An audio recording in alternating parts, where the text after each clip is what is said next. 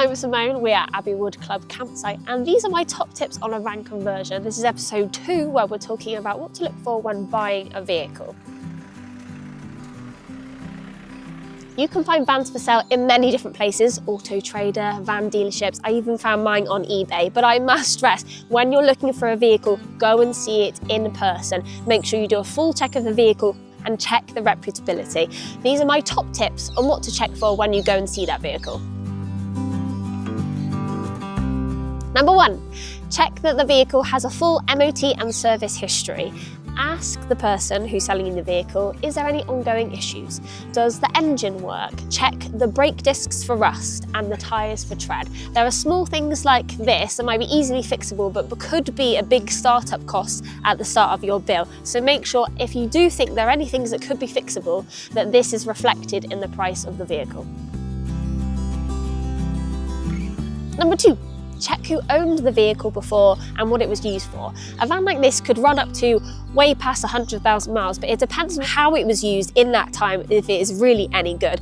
If it was a big delivery company that owned the van, then maybe they had employees who used the van who might not have cared about it that much. Maybe they use the clutch a lot, so it's important to check that.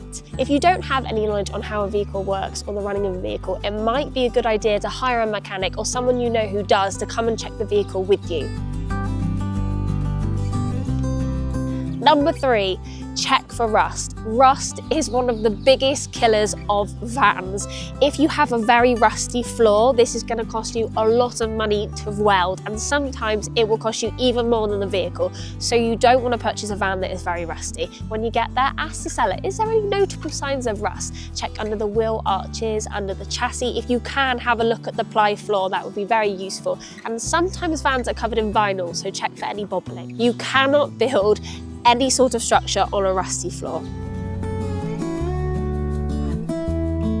Number 4, check that the vehicle has all of the relevant paperwork.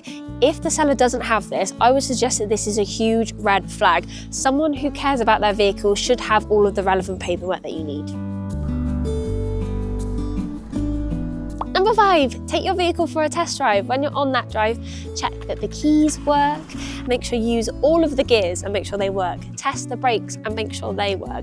When you're stationary, make sure the handbrake works, the windscreen wipers work, the lights work, and make sure there aren't any warning signs on the dashboard. And also make sure that none of the dials inside the vehicle have been tampered with.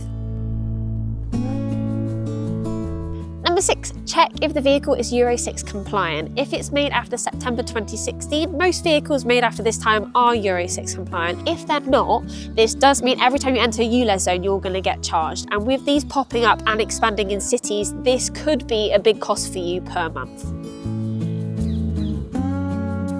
The rest is just going to be down to the general vibe of the seller and the vehicle. And remember, a high mileage doesn't necessarily mean the vehicle is going to be bottom of the list. It could have really low mileage, but if it's not being treated very well and it doesn't have very good MOT history, then it definitely isn't the one. And those are my top tips on buying a vehicle. The next video is going to be a big one, the build. So make sure you subscribe to the Caravan and Motorhome Club YouTube channel so you don't miss the next video, and give this one a like.